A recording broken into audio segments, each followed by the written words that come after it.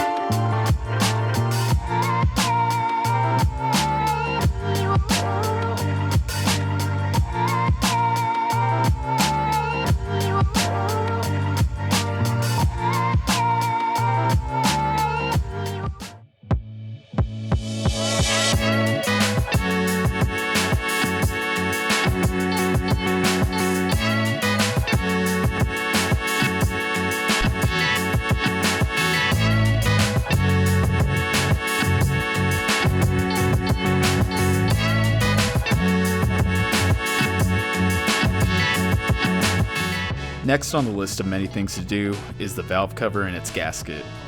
Let's pull this thing off and replace the gasket, and while we're at it, repaint the whole valve cover.